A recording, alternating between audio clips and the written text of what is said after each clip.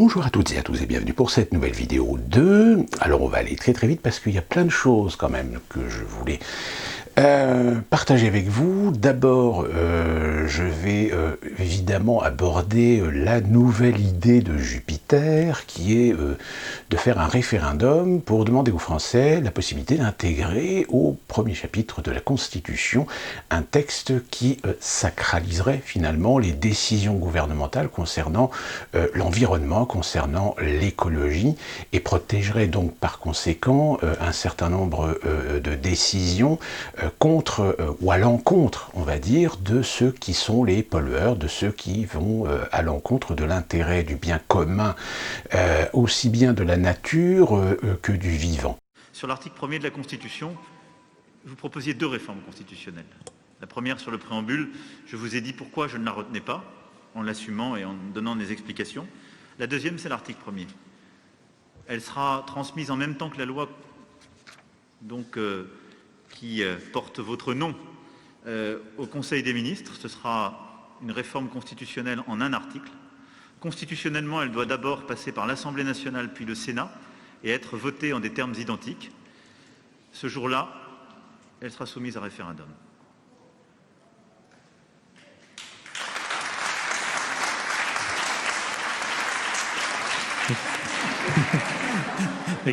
Je ne peux pas être plus clair.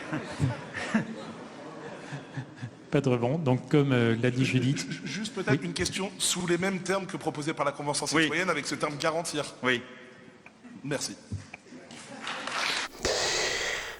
Le problème, c'est que j'espère que les Français ne sont pas idiots pour dire oui à ce référendum. Je vais vous expliquer pourquoi. Tout simplement parce que intégrer dans la Constitution, d'abord je voudrais dire que la Constitution c'est pas un jouet, hein, donc là on est en train de voir des gens qui sont en train de se dire oh bah c'est bon, on peut faire ce qu'on veut, on va faire quand même un référendum, hein, mais on a vu ce que ça donnait par le passé les référendums, mais soit, soyons honnêtes pour jouer la carte de la démocratie, pour demander son avis au peuple, mais alors le problème c'est que si les Français ne comprennent pas que cette loi intégrée à la Constitution permettra de modifier un certain nombre de dogmes, de modifier un certain nombre de doctrines sur leurs droits fondamentaux, sur leur liberté.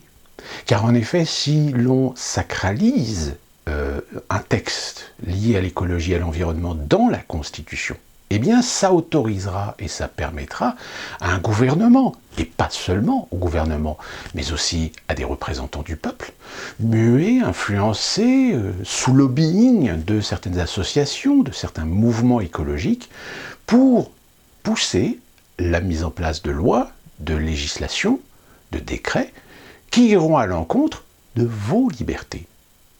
Comme l'a très bien précisé d'ailleurs sur une émission, que je crois que c'est LCI, la ministre Pompili, ça paraîtra par exemple, ça permettra de lutter contre toute aversion ou toute inversion de valeur sur le marché des énergies fossiles et plus particulièrement sur les moteurs à explosion, c'est-à-dire sur les véhicules qui utilisent de l'énergie fossile. C'est-à-dire que je rappelle que la France s'est engagée à ne plus vendre de véhicules essence d'ici, je crois, 2035 ou 2034, je ne sais plus, ou 2025, non, je crois que c'est 2034. Enfin, qu'est-ce qui peut se passer d'ici là? C'est-à-dire qu'avec un tel outil intégré à la Constitution, eh bien, ça serait une porte ouverte à la possibilité pour des gens de tout simplement, je dirais même, vous faire supporter toute la misère et toute je dirais la situation environnementale sur votre dos, par la taxe. C'est-à-dire, vous imposez des taxes, vous achetez un téléphone portable, une taxe, parce que votre téléphone portable, il faudra le recycler. C'est d'ailleurs le cas. Il faut savoir que quand vous achetez un certain nombre de produits de consommation, des produits électroniques, etc., il y a déjà en France des taxes qui contribuent à financer, on va dire, des procédés pour essayer de faire du recyclage, etc. Mais bon, comme en règle générale, on paye des taxes, mais on ne sait pas où va l'argent en réalité, parce qu'il n'y a aucune transparence, on va dire, sur les comptes de l'État. Et de ce fait, ça sera aussi une possibilité, tout simplement, de légiférer sur vos modes de consommation, de légiférer sur même votre vie quotidienne. Rappelez-vous ce que la ministre Pompili a dit, que pour lutter et pour satisfaire aux besoins de s'extraire, on va dire, du nucléaire, eh bien peut-être qu'un jour il faudra considérer que faudra accepter les coupures de courant. Alors évidemment les coupures de courant, vous en avez entendu parler, mais dites-vous bien que c'est pas dans les grandes villes que les coupures de courant auront lieu, elles auront lieu dans les milieux ruraux, évidemment. Donc on va générer de la discrimination sous le couvert, sous l'intérêt de la politique écologique et de la protection environnementale. Et donc, en effet, ça serait intégré dans la Constitution un texte sur lequel d'un gouvernement, sur lequel des associations, sur lequel des mouvements, sur lequel des élus, que ce soit nationaux ou locaux, eh bien pourront se reposer pour faire de la discrimination, c'est-à-dire faire accepter, parce que intégrés à la Constitution, des lois, des textes, des décrets, qui forcément rentreront bien évidemment dans l'intérêt de satisfaire la protection de l'environnement, pour le développement écologique, mais au détriment de la consommation, au détriment de facteurs économiques, et qui seront d'ailleurs toujours les mêmes à payer finalement les pots cassés. Ce ne sont pas les industriels qui paieront la facture, ce ne sont pas les pollueurs, les plus gros pollueurs qui paieront la facture. Souvenons-nous à Rouen de cette fameuse explosion de l'usine Lubrizol. Où est-ce qu'on en est aujourd'hui? Eh bien, il n'y aura quasiment aucune sanction, alors que encore aujourd'hui, certains experts tentent à dire que les risques sont toujours existants, même si je crois qu'aujourd'hui, apparemment, la société Lubrizol pense apparemment à finalement fermer le site. Mais bon, si vous avez des actualités concernant la situation là-bas, nous sommes preneurs. Donc voilà, je veux dire, il y a des tas de responsabilités dont nous sommes conscients sur les conséquences sur l'environnement. Regardez, on avait interdit je ne sais plus quel produit toxique pour l'agriculture, le glyphosate, je crois. Et puis finalement, les élus, la représentation nationale est revenue dessus. Oui, elle est revenue dessus. Pourquoi? Parce que, évidemment, on a une majorité présidentielle. Donc même le président pourrait décider, ou quiconque pourrait décider au nom des En Marche, quelque chose qui irait complètement à l'encontre de politiques ou de décisions passées, que de toute façon ça passerait quand même, puisque l'Assemblée nationale, il a la majorité. Donc, voilà, je veux dire, c'est encore une fois de plus, j'ai l'impression que, alors, est-ce que le référendum va avoir lieu? Je ne sais pas. Pour l'instant, on n'a aucune garantie. Ce n'est qu'un propos, comme Emmanuel Macron en a fait un certain nombre. Je dirais même que c'est un propos qui lui permet peut-être de se sauver un petit peu de la honte ou de la trahison vis-à-vis des gens qui font partie de ce fameux comité citoyen avec lesquels il avait déjà traité, qu'il avait affirmé que sur les 150 mesures qui avaient été proposées, 147 seraient proposées sans filtre au Parlement, et puis en réalité, on a plutôt l'impression qu'il revenait un petit peu sur sa parole. Donc là, on a l'impression plutôt qu'il a décidé de taper un grand coup sur la table pour essayer d'impressionner en proposant d'institutionnaliser, de constitutionnaliser l'écologie, mais bon, avec un référendum. Je rappelle, quand on veut modifier la Constitution, deux solutions, soit l'usage d'un référendum, soit l'usage par la représentation nationale. Maintenant, à savoir, est-ce qu'il fait un référendum? Si le référendum est négatif, il va faire quoi? Il va faire comme ils ont fait en 2005, c'est-à-dire que finalement, ils vont outrepasser la décision du peuple en présentant un autre texte, c'est-à-dire qu'on va changer 2 points, 2 virgules, 3 mots et 3 phrases et 2 verbes, et puis on va passer ça au Parlement, enfin c'est pas le Parlement, c'est le Congrès. C'est le Congrès, c'est ce qu'ils organisent en règle générale à Versailles avec les deux chambres, hein, le Sénat et l'Assemblée nationale. Je crois d'ailleurs que la règle, c'est justement que la proposition de modification, de réforme ou une addition de texte à la Constitution doit obligatoirement passer donc par ce Congrès. Donc voilà, je veux dire, encore une fois de plus, on est en train de voir des gens en train de jongler avec la démocratie. Donc est-ce que... Alors, évidemment, certains diront oui, mais si on ne fait rien, on continuera à brasser du vent, etc. En effet, je suis tout à fait d'accord. Moi, personnellement, si on est dans un régime, si on est dans une éthique politique, pourquoi pas, en effet, intégrer à la Constitution des valeurs et des fondamentaux, des outils écologiques. Le seul problème, c'est que vous serez d'accord avec moi qu'aujourd'hui, vu ce qu'on a à l'État, vu ce qu'on a dans le paysage politique français, comme d'ailleurs dans d'autres pays, excusez-moi du peu, mais j'ai absolument pas confiance, de donner la possibilité à ces gens de faire ce qu'ils veulent avec des textes de ce genre. Donc il arrive un moment où il va falloir un petit peu se poser des questions. Et j'espère que les Français se poseront les bonnes questions par rapport à ça.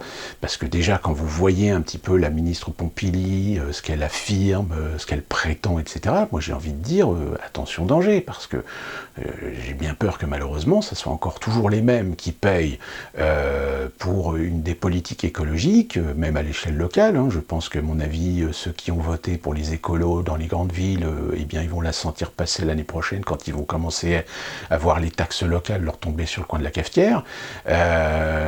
Donc voilà, je veux dire, il y a un moment donné où je pense qu'il y a d'autres moyens d'essayer de mettre en place des textes pour appuyer, je dirais, des évolutions, pour appuyer une volonté politique écologique, que de passer par la Constitution. Je suis désolé, la Constitution, c'est pas un jouet avec lequel on peut y mettre ce qu'on veut, quand on veut, parce que ça fait plaisir, et que ça rentre dans la tendance, parce que, encore une fois de plus, évidemment qu'il y a du politique derrière. Je veux dire, Macron, quand il fait ça, c'est parce que déjà, les municipales ont déjà révélé que les écologistes de salon ont quand même pris un certain nombre de grandes villes. Donc ça veut dire que la prochaine élection présidentielle, forcément, il va falloir jouer avec les écologistes, si tant est qu'il ne se passe pas d'autres choses ou d'autres événements d'ici là. Si tant est d'ailleurs que les maires les plus influents aujourd'hui des partis écologiques ne merdent pas dans leur façon de gérer les villes, ce qui d'ailleurs aujourd'hui, à mon avis, commence à faire beaucoup de polémiques. Mais enfin, moi je vous dis sincèrement, un référendum pour intégrer l'écologie dans le chapitre 1er de la Constitution, c'est définitivement non. Maintenant, concernant évidemment le sujet le plus important du moment, c'est bien évidemment les vaccins. Alors, nous avons plusieurs laboratoires. Actuellement, celui qui est sous les projecteurs, c'est évidemment celui de BioNTech, puisque c'est le premier vaccin qui est actuellement mis en place en Grande-Bretagne, au Royaume-Uni plus précisément, depuis la semaine dernière. Les États-Unis, ça devrait commencer d'ici peut-être la fin de l'année, d'ici le début de l'année prochaine, puisque les Américains commencent déjà à recevoir des mails leur signifiant qu'ils ils font partie de la population prioritaire. Je le sais puisque certaines personnes que je connais qui travaillent dans la santé ont déjà reçu ce fameux mail, comme quoi allez vous faire vacciner. Le fait est, c'est que malheureusement, sur Internet, on entend tout et son contraire. Et le fait est, c'est qu'en effet, BioNTech et Pfizer, si en Europe, ils se sont maqués avec la Commission européenne et avec l'Union européenne d'une manière globale pour échapper à toute conséquence, à toute plainte en justice de la part de personnes qui finalement seront les victimes des effets secondaires durables, aux États-Unis, c'est pas le cas. En effet, parce que si jamais des Américains en grand nombre finissent par tomber malades ou avoir des symptômes qui correspondent à ce que Pfizer et BioNTech ont publiés, c'est-à-dire les effets secondaires indésirables, voire même des conséquences plus accentuées, et on parle même dans certains sites de risques de conséquences permanente, eh bien, en effet, là, la justice américaine, tout du moins les justices de certains États, pourraient très bien se retourner contre les laboratoires. Même si, évidemment, le lobbying est omniprésent, même si aujourd'hui vous avez des influences très claires au sein de Washington pour éviter ce genre d'affaires, il faut savoir qu'aux États-Unis, il y a quand même eu un certain nombre de plaintes, un certain nombre de scandales sanitaires, tout comme il y en a eu également en Europe, et qui ont abouti finalement à des punitions de certains labos, sauf que malheureusement les punitions n'étaient pas du tout à la hauteur de ce que pouvaient espérer les victimes, dans ce sens où finalement les laboratoires ont continué finalement à vendre certains produits dangereux, mais en spécifiant évidemment la dangerosité dans les notices d'information et les notices d'utilisation. Et donc les produits n'ont pas été retirés du marché. Donc voilà, on est dans cette prospective aujourd'hui de se dire vacciné, pas vacciné, faut-il faire confiance, pas confiance. Le fait est, c'est que évidemment certains commencent à faire des comparatifs avec les vaccins connus, ou faire des comparatifs sur le pourcentage, on va dire, de risque chez les personnes de conséquences ou d'effets secondaires indésirables, ou sur le vaccin de Pfizer-BioNTech, en effet, le taux est assez élevé, puisque ça varie entre 10, 15 à 20%, suivant les effets secondaires, hein, évidemment. Ça va à la fois de la réaction cutanée, démangeaisons, douleurs, fièvre, voire sentiment de fatigue accentuée, mais ce sont normalement, on estime entre 80 et 90% normalement des effets secondaires qui disparaissent au bout de quelques jours. C'est à peu près ce qui se passe en règle générale avec les vaccins traditionnels. La seule différence, c'est que les vaccins traditionnels ne sont pas des vaccins ARN, ces fameux vaccins que certains attribuent à une certaine OGM, on va dire. Donc en réalité, c'est ça qui pose aujourd'hui problème au niveau éthique, c'est que on a un vaccin qui va être mis sur le marché, qui est déjà mis sur le marché, mais qui n'a pas subi, je dirais, le protocole normal de ce que l'on attend en général du développement d'un vaccin. Je rappelle que les développements classiques, les protocoles classiques de vaccins, en général, ça peut aller bien de 2 ans, voire à 3 ans. Même certains médicaments qui peuvent toucher certaines maladies extrêmement précises, voire très compliquées, les tests, les expérimentations, les tests, etc., ne peuvent parfois durer même 10 ans sur certains cas, sur certaines maladies. Le problème qui se pose, c'est que là, on est quand même sur des vaccins qui ont été développés en moins de 6 mois, avec des tests de 2 mois. Comme je l'ai dit dans une précédente vidéo, le Pfizer-BioNTech, normalement, était sur une phase d'essai de 4 essais, dont 2 sont terminés, et ils ont compilé leurs informations. Sauf que dans ce qui a été publié, justement, concernant les risques d'effets secondaires, il a été également publié le fait que ils n'ont pas testé leur vaccin sur un certain nombre de critères. Ils n'ont pas testé, par exemple, ils n'ont pas estimé important de tester leur vaccin sur des risques de cancer, c'est-à-dire de développement de cancer. Il y a aussi une autre maladie dont je ne me souviens plus du nom, sur laquelle ils n'ont pas effectué de tests parce qu'ils ont estimé que ce n'était pas nécessaire.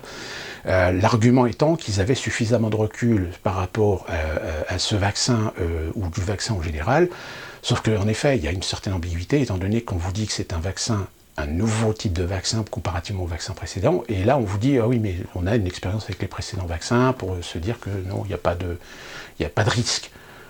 Et si, malheureusement, je pense que des risques, va y en avoir. Et le pire dans l'histoire, c'est qu'ils ont aussi révélé qu'ils ont lancé leurs essais sur des échantillons d'êtres humains, alors que leurs essais sur les animaux n'étaient pas terminés. Alors, c'est là qu'on voit qu'on est bien dans un contexte aujourd'hui de précipitation. C'est-à-dire qu'aujourd'hui, tous ces laboratoires qui essaient de nous vendre finalement leurs produits, sont aujourd'hui confrontés à cette situation de comment expliquer, comment justifier, comment argumenter pour faire accepter le vaccin alors que ces vaccins ne suivent pas les protocoles normaux.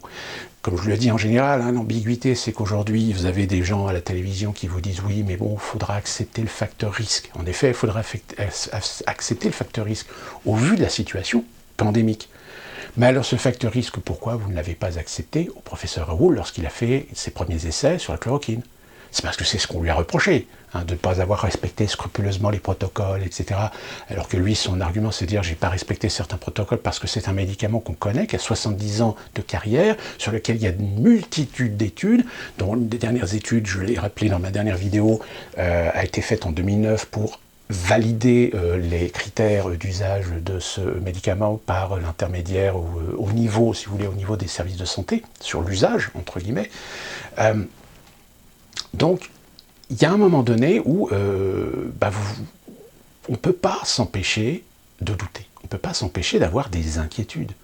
Alors certains vont vous vanter à la télévision, oui, il faut se vacciner, moi j'ai aucun problème, je vais me faire vacciner, etc. Bon, déjà, on sait que les membres du gouvernement et un certain nombre de politiques ne se feront pas vacciner en priorité. Se disant parce que si jamais vous rendez-vous compte, il y a un problème et tout, ça veut dire que là, le corps constituant risquerait d'être HS, etc. Déjà, vous admettez déjà vous-même que vous ne voulez pas prendre le risque, qu'il y ait des risques, finalement, sur la santé si vous faites vacciner. Et puis le plus important, et ça s'est passé un petit peu aux oubliettes, c'est le laboratoire Sanofi, qui lui aussi développe son propre produit, et qui a annoncé, donc Sanofi c'est Pasteur, si vous voulez, eh bien Pasteur a annoncé que leurs produits, en réalité, ils ne pourront pas présenter des résultats convaincants avant 1 an. C'est-à-dire qu'ils se sont déjà donné une sécurité d'1 an pour pouvoir développer leur vaccin. Alors, pourquoi le laboratoire Sanofi, donc l'Institut Pasteur, dit « oui, mais nous, on a un produit, mais voilà ». En gros, ça sous-entend on ne veut pas prendre de risque. On ne veut pas prendre de risque de se retrouver dans la merde avec un produit qui risque d'être plus néfaste que bénéfique.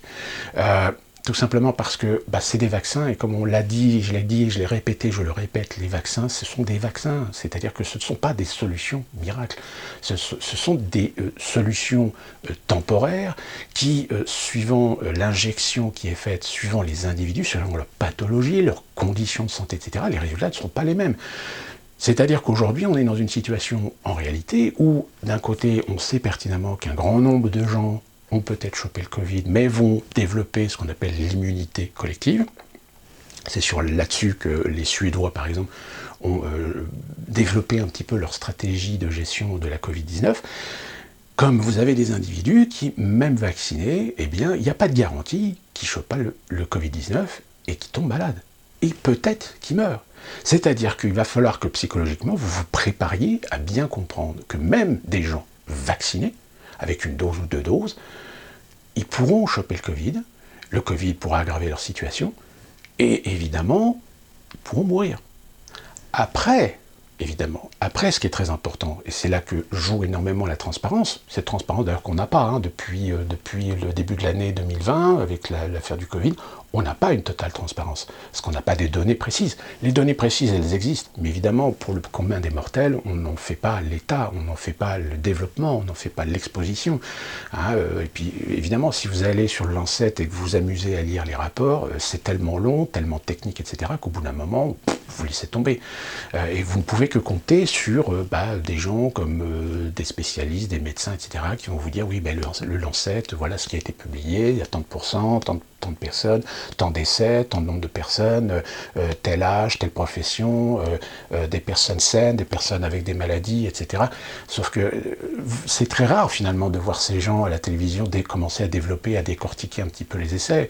Vous avez sur Internet en effet des gens qui le font, mais encore une fois de plus, comme l'a très gentiment signalé une personne à qui je lui avais envoyé un document à lire pour enrichir un petit peu sa compétence et sa connaissance sur un sujet, elle m'a répondu que c'était trop long et qu'elle n'avait pas le temps de lire. Ben oui, mais alors dans ce cas-là, si tu n'as pas le temps de lire, comment veux-tu te cultiver? Le pire, c'est comment tu veux avoir un avis sans avoir lu un document parce que tu as entendu quelqu'un dire quelque chose que ce document disait alors qu'en réalité non. Ou parce qu'il y a des gens qui interprètent ce que veut dire les documents. Parce qu'il y a beaucoup de gens qui savent que la plupart des gens ne liront jamais. Vous savez, c'est un peu comme la politique, c'est pareil. Vous avez des politiciens, il y a des gens qui vont dire je vais voter pour telle ou telle personne. Vous leur disiez, explique-moi pourquoi tu votes pour lui, c'est quoi, qu'est-ce qu'il y a d'intéressant dans son programme.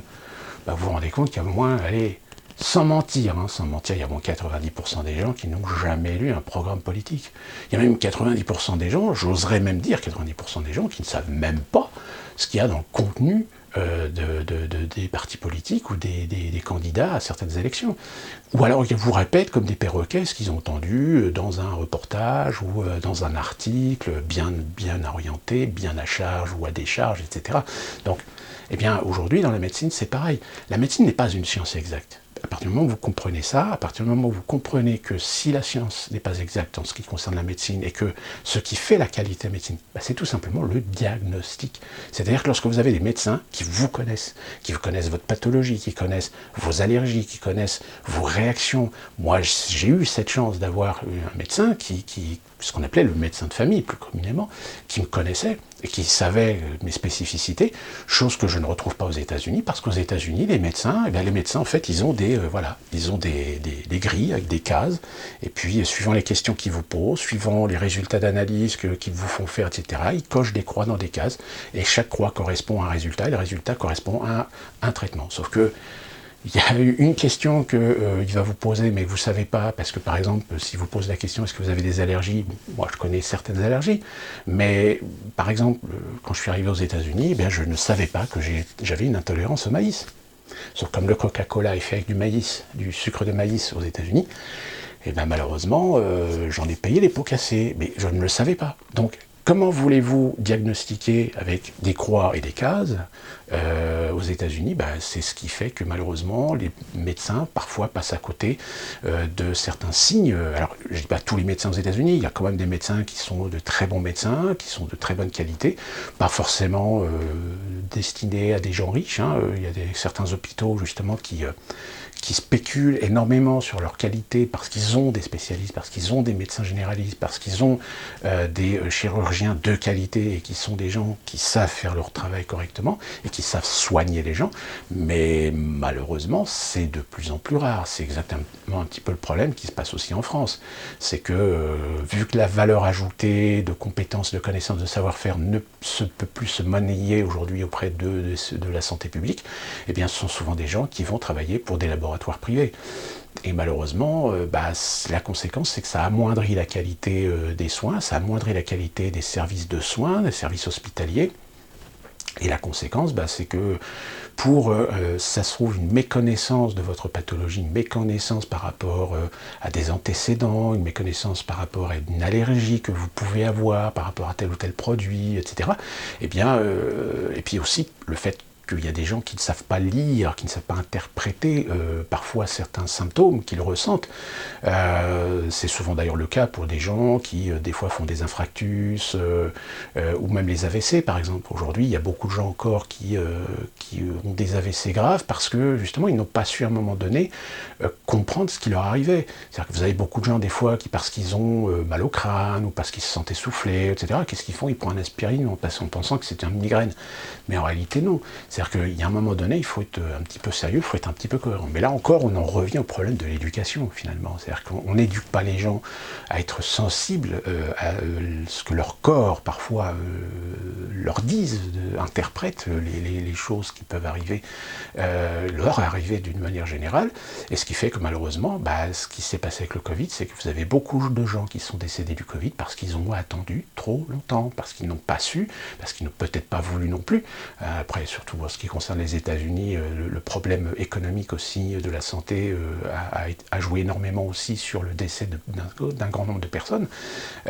Donc à partir de là, quand on voit aujourd'hui toute la communication qu'il y a sur les vaccins, oui, on va développer tout ce qu'il faut pour que tout le monde puisse être vacciné. Sauf que le problème, moi la question que je pose, et qui n'est pas posée d'ailleurs sur le plateau de télé, c'est en cas de problème, qu'est-ce qui est prévu?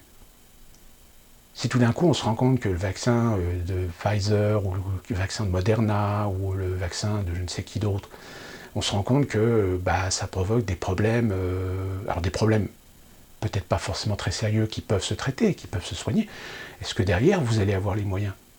parce que déjà vous n'avez pas les moyens, parce que déjà vous pleurez, parce que soi-disant les services de réanimation étaient débordés, dépassés, etc. Qui vous dit pas qu'une fois vous allez commencer à avoir une vaccination massive, qu'il y a des gens qui vont avoir de mauvaises réactions et qui vont finir aux urgences? Est-ce que les médecins ont été formés? Est-ce que les urgentistes ont été formés aux éventuelles interprétations de certains symptômes pour se dire ça se trouve peut-être que c'est le vaccin? C'est quoi la parade? Est-ce que c'est fait ça? Non. Moi j'ai pas entendu parler de ça. Hein. J'ai pas entendu parler de ministre de la Santé, M. Véran, dire ne vous inquiétez pas, on va mettre en place les structures d'accueil en cas de pépin, on va gérer les problèmes d'effets secondaires sur des pathologies graves ou sur des pathologies fragiles, etc. Est-ce qu'il, je sais pas, peut-être qu'il l'a dit, hein, mais si c'est les mêmes moyens qu'on a depuis le début de l'année pour gérer la Covid, je pense qu'à mon avis, on va avoir un sérieux problème. Surtout qu'en plus, apparemment, ils sont bien partis. Si vous avez vu mon petit zapping précédent, M. Blachier, hein, qui a bien affirmé que de toute façon, si en priorité on ne vaccinait pas toutes les personnes de plus de 65 ans, rien ne réouvrira avant au moins février 2021. Que ce soit les salles de spectacle, que ce soit les cinémas, que ce soit même des fois les commerces, les restaurants, les bars et compagnie. Alors c'est quoi? Peut-être faire une obligation de vaccination. Oui, mais on ne peut pas le faire. Il va falloir trouver un moyen pour le faire. Parce que ça aussi, hein, là c'est clair, ne vous attendez pas à ce qu'ils développent ou ils mettent en place des lois pour obliger la vaccination. Non, mais par contre, ils peuvent trouver d'autres stratégies. D'ailleurs, on le voit, et je vais terminer là-dessus, en Grande-Bretagne, nous avons le ministre de la Santé de la NSH ou NHS, je ne sais plus, c'est National Health System, donc c'est bien NHS, qui nous a annoncé il y a quelques jours que apparemment dans le sud-est de la Grande-Bretagne, de l'Angleterre plus précisément, eh bien ils ont découvert une nouvelle souche de coronavirus. Alors, pour ceux qui sont un petit peu au courant, vous savez qu'il y a des théories qui disent que pour 2021, ils vont nous sortir un coronavirus, un Covid-21. Tout simplement pour pouvoir légitimer de continuer à faire les confinements, à nous obliger de respecter les règles sanitaires, etc. Pour pouvoir faire quoi? Tout simplement pouvoir y appliquer le grand reset. Si vous réussissez à confiner les gens chez eux, etc., avec un nouveau virus, coronavirus arrive, et manque de bol, les vaccins ne semblent pas très efficaces par rapport à cette nouvelle souche, que d'ailleurs le ministre de la Santé britannique a bien stipulé qu'il était beaucoup plus virulent en matière de contamination. Hein. Alors il y a quelques milliers de Britanniques apparemment qui ont été testés. Voilà, on n'en sait pas plus. Moi personnellement, pour l'instant, je n'ai pas vu d'alerte de l'OMS, par exemple. Je veux dire, s'il y a une nouvelle souche Covid-21 qui est avérée, le premier organisme qui devrait quand même nous tirer la sonnette d'alarme, serait l'OMS, mais pour l'instant l'OMS, je n'ai rien vu passer. En France, c'est pareil. En France, j'ai regardé BFM, LCI, TF1, France Télévisions, pas un mot. En revanche, la presse aujourd'hui britannique, certaines presses britanniques font couverture de cette nouvelle souche. Est-ce que c'est pas un moyen finalement de faire peur aux Britanniques pour les obliger à rester chez eux pour les fêtes de fin d'année? C'est fort possible. Hein. Je veux dire, rien n'est exclu de nos jours. Tout est bon pour essayer de manipuler la masse, pour essayer de manipuler l'opinion. Néanmoins, si jamais il s'avère qu'il y a bien une nouvelle souche bien virulente d'un Covid-21, là, encore une fois de plus, j'ai envie de dire qu'on se retrouve finalement comme au mois de février, quand je disais que je m'inquiétais de me rendre compte que l'OMS, face à la montée du Covid-19 en Chine, et que certains pays commençaient à révéler certaines personnes contaminées par le Covid-19, je m'inquiétais de voir l'OMS ne pas s'inquiéter et ne pas déclarer une pandémie. Hein, ils ont déclaré en effet des alertes, des vigilances, etc. Mais je rappelle que la pandémie, la première fois qu'ils ont utilisé le terme pandémique, c'était au mois de mars, hein, le 16 ou 15 ou 16 mars. Hein, puisque je me souviens très bien, le jour où l'OMS a déclaré la pandémie, le lendemain, c'est là que le gouvernement français, tout d'un coup, s'est dit « hop, confinement, on va commencer à faire le confinement, etc. » Voilà, on ne prend pas On est incapable de prendre des mesures nous-mêmes, avec notre propre service de santé, avec nos propres spécialistes. Non, non, on attend les ordres de l'OMS pour se couvrir politiquement et légalement, parce que comme ça, on est couvert.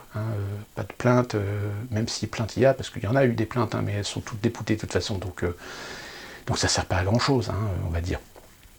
Donc voilà pour le suivi de situation concernant le Covid. Pour l'instant, alors je ne sais plus si je vous l'ai déjà dit, mais il semblerait que pour qu'on ait véritablement un échantillon valable des résultats de l'impact des vaccins pour savoir si finalement les vaccins ont été efficaces ou pas, il faut 2 ans.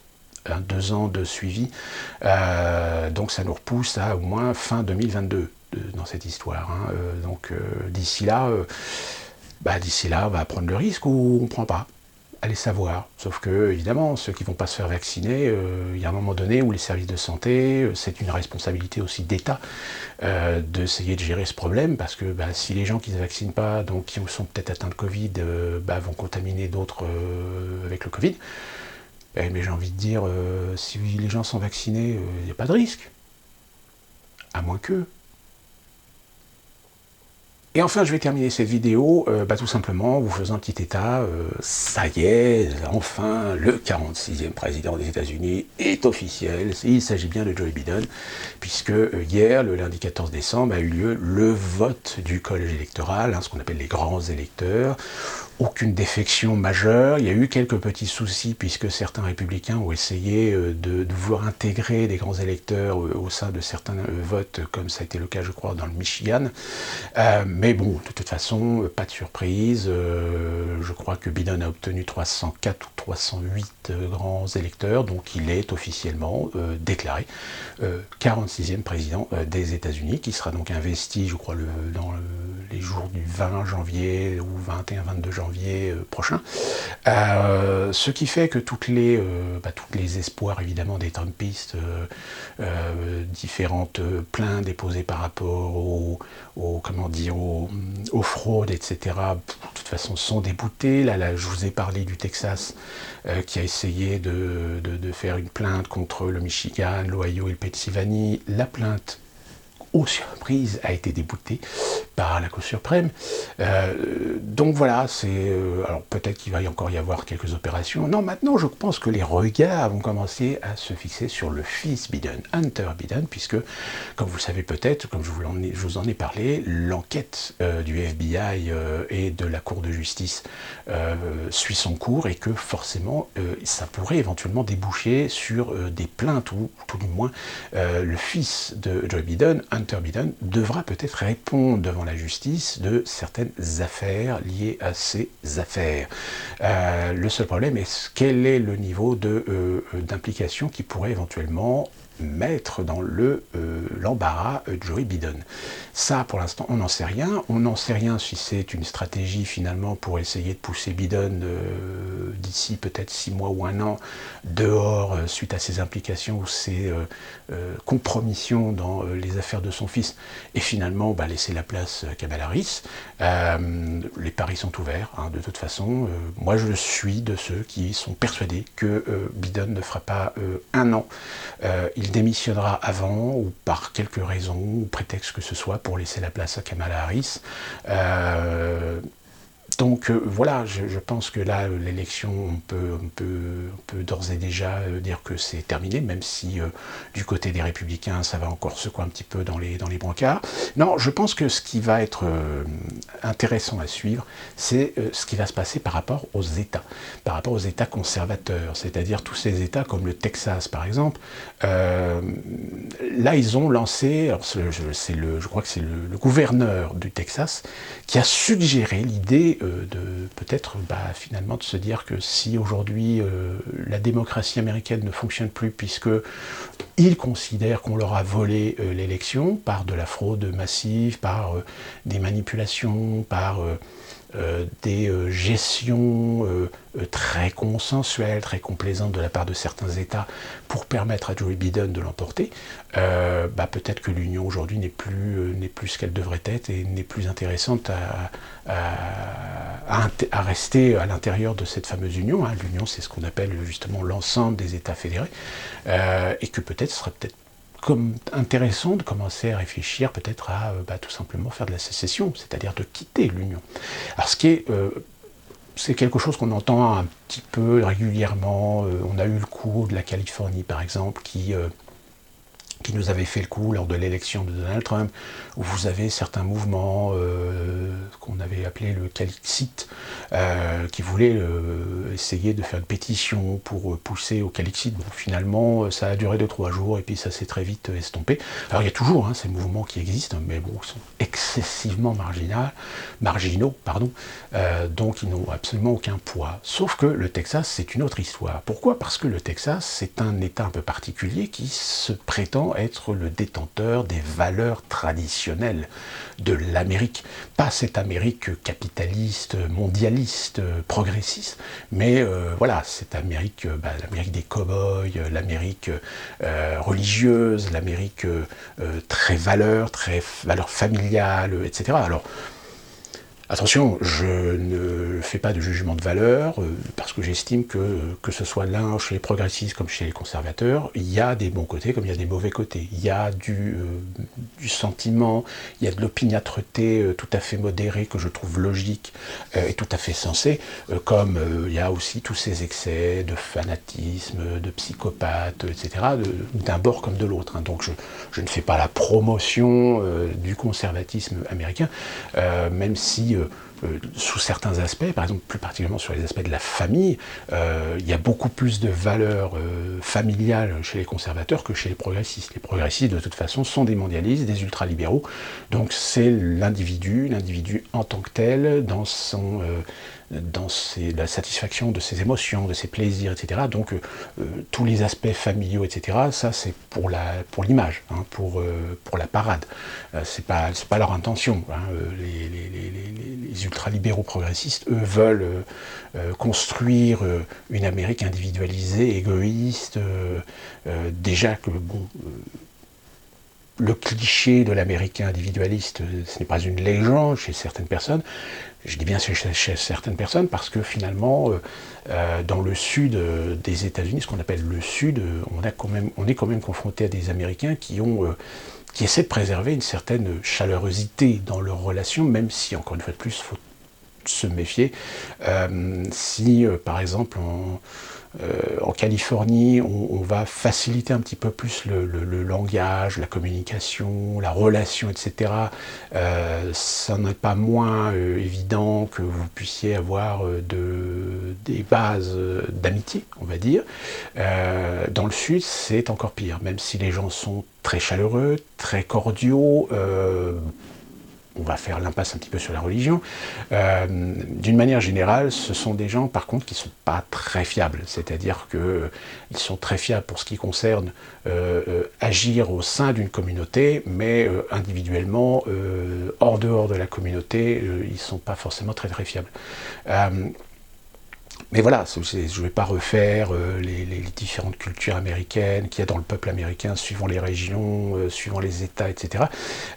Mais le fait est, c'est que, vu dans l'état dans lequel la société américaine se trouve, avec une fracture énorme, et qui, malheureusement, s'est accentuée, et je dirais s'est accentuée, comme certains disent, ou tentent de vouloir dissuader que c'est à cause de Donald Trump.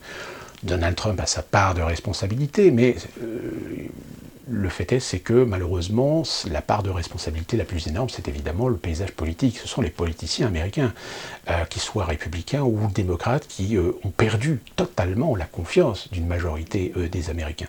Les Américains continuent à voter, ils votent pour des gouverneurs, pour des maires, pour des shérifs, pour des procureurs, pour des présidents, pour des représentants, pour des sénateurs, mais on sent bien qu'ils votent par défaut, c'est-à-dire presque par obligation, mais sans grande conviction finalement, sans grande confiance envers ceux pour qui ils ont mis un bulletin de vote. La preuve en est, c'est qu'aujourd'hui Joe Biden a été élu, mais il a été élu parce qu'il a bénéficié d'un mouvement anti-Trump et pas élu sur sa propre personne. Hein, on estime à peu près que les gens qui ont voté Joe Biden, qui ont voté pour Joe Biden, ne dépassent pas 40%. Donc c'est-à-dire qu'il y a au moins 60% des électeurs Joe Biden qui ont voté contre Donald Trump et pas pour Joe Biden. Et d'ailleurs, il y en a beaucoup dans les 60% qui avaient décidé de ne pas voter et qui ont finalement voté grâce à Kamala Harris, parce qu'il y avait Kamala Harris. Donc Kamala Harris, on peut dire qu'elle a sauvé un petit peu le Titanic Biden. Donc à partir de là, la fracture, elle est quand même énorme.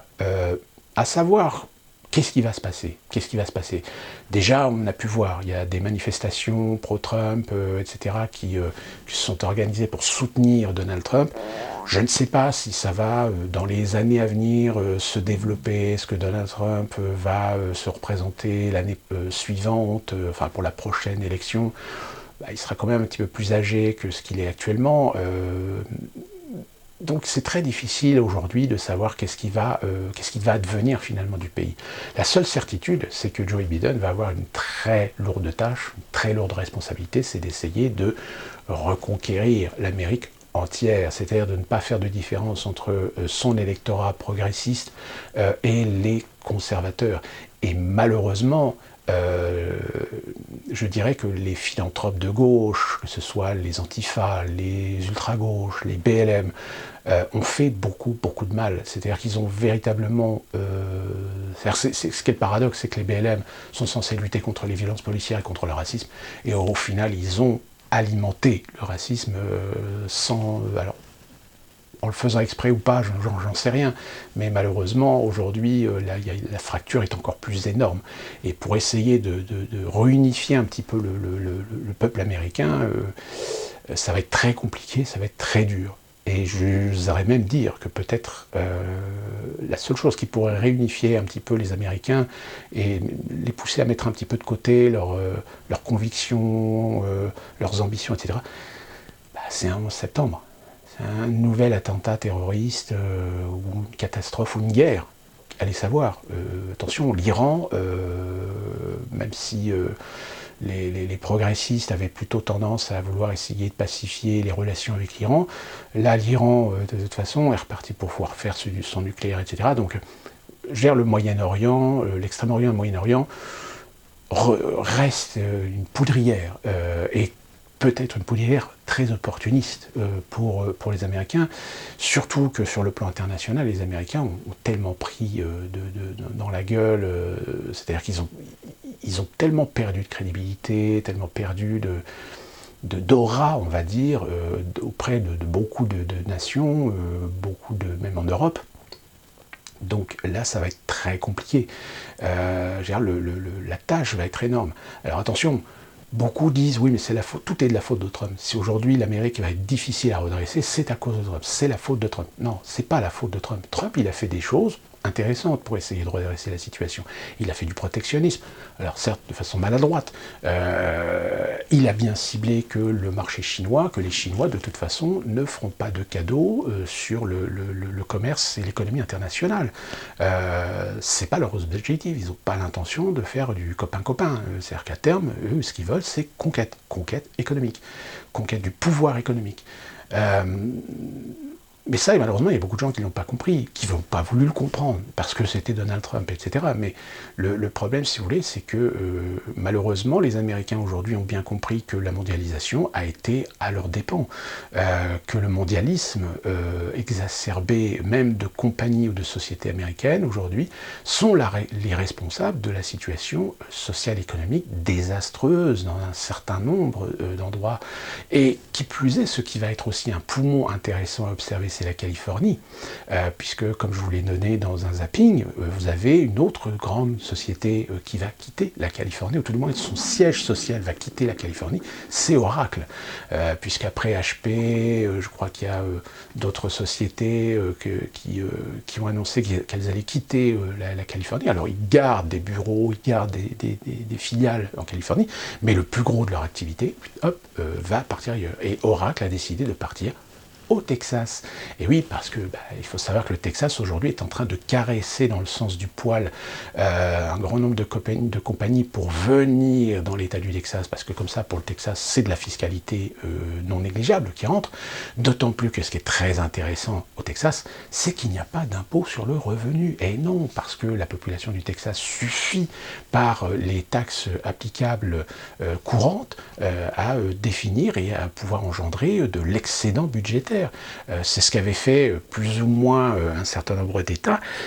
La Californie, par exemple, elle avait réussi à obtenir de l'excédent budgétaire, mais en développant évidemment une taxation qui pousse aujourd'hui, en effet, une grande partie de la classe moyenne et de la classe ouvrière américaine à quitter la Californie, ce qui évidemment va poser aussi un problème. Et du fait de ce déséquilibre fiscal, eh bien, évidemment, la Californie va redévelopper d'autres taxes et va retaxer les grandes entreprises. Donc les grandes entreprises, au bout d'un moment, elles se disent autant.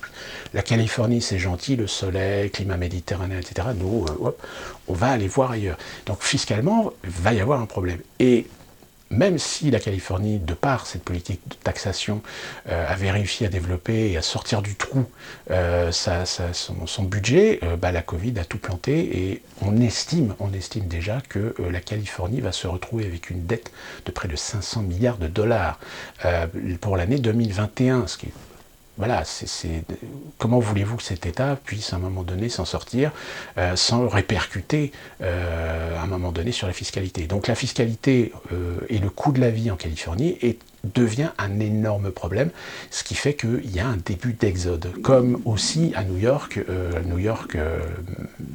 commence aussi à subir aussi... alors, quand je dis New York, c'est la ville Manhattan et les alentours, Brooklyn, Bronx, etc. On commence à voir un exode vers des régions périurbaines de la ville de New York, beaucoup plus loin, puisque, évidemment, le télétravail, de toute façon, là, à la fin de l'année, les bilans vont être très très rapidement faits, les calculs vont être très rapidement faits, il va y avoir forcément des conséquences sur l'immobilier, l'immobilier de location, bureau, building et compagnie. Enfin, de toute façon, si vous suivez le blog, vous avez pu voir un petit peu l'évolution, et je pense que l'année prochaine, ça va s'aggraver encore plus. Petite parenthèse, j'ai entendu apparemment sur la Défense à Paris, ils commencent à être confrontés au même problème, au point que certains propriétaires ou copropriétaires de certains buildings ont déjà commencé à peut-être restructurer certains buildings pour les transformer de buildings de bureaux en buildings d'habitation. Donc vous voyez, c'est que de toute façon, il y a déjà des analystes qui ont déjà fait leur plan sur la comète pour gérer la situation à l'avenir. Donc, la société américaine, de toute façon, aujourd'hui, elle est excessivement fracturée. Est-ce que ça risque de déboucher une guerre civile? Est-ce que ça risque de déboucher sur une sécession d'un certain nombre d'États? Moi, je sais que le Texas, il y a 17 États qui sont prêts à suivre le Texas si demain le Texas décide de quitter l'Union. Alors, 17, ça fait 18 États sur 50, évidemment, on va dire que c'est pas énorme. Le seul problème, c'est que quand on voit le nombre d'États qui sont riches et le nombre d'États qui sont moins riches ou plutôt pauvres, le problème, c'est que le Texas, aujourd'hui, est un État qui pourrait éventuellement être un noyau central d'une reconsidération, ou voire même d'un enjeu politique important au sein des États-Unis. On a déjà un certain nombre de politiciens, on a des hauts responsables d'un certain État des personnalités conservatrices, républicaines, qui ont déjà démissionné de leurs fonctions parce que voilà, ils sont dégoûtés sur la façon dont a été expédiée finalement les fraudes. Non pas que les fraudes qui ont été constatées, qui ont été mises devant l'espace public, voire même des commissions qui ont bien établi avec des témoignages, etc. Alors évidemment, ça reste des témoignages de conviction, mais je rappelle aux États-Unis, quand vous témoignez, si vous faites un faux témoignage, ça peut coûter très très cher. Donc on peut estimer que les témoignages sont quand même de bonne foi, même si l'ensemble des enquêtes, l'ensemble des fraudes qui ont été constatées n'ont pas influencé, ne changeront pas finalement de toute façon l'issue de l'élection. Il n'en est pas moins que c'est révélateur que le système d'élection américain est en péril, puisque si déjà aujourd'hui les Américains n'ont plus confiance envers le système de vote américain, tout au moins dans son organisation et dans sa structure, en effet, ça peut donner un argument de poids supplémentaire à certains Américains de se dire finalement peut-être que ce serait pas plus mal si nous déménagions ou si nous allions dans un État potentiellement qui demain peut très dire bye bye à l'Union pour quitter la folie, la frénésie, la psychotique politique des progressistes, alors, pas tous, hein, mais en règle générale, malheureusement, on constate que de toute façon, il y a une réelle fracture aujourd'hui qui va être très très difficile à résorber et qui ne sera pas sans conséquence dans les mois à venir, voire peut-être l'année prochaine.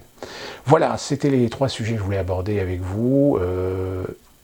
J'espère que vous vous portez bien, soignez-vous, soyez attention. Faites un choix judicieux par rapport à la vaccination, parce qu'elle va arriver de toute façon, je crois en France peut-être au printemps. Puis moi je vous tiens au courant de ce qui se passe un petit peu aussi aux États-Unis. Et d'ici là, pour la prochaine vidéo, portez-vous bien.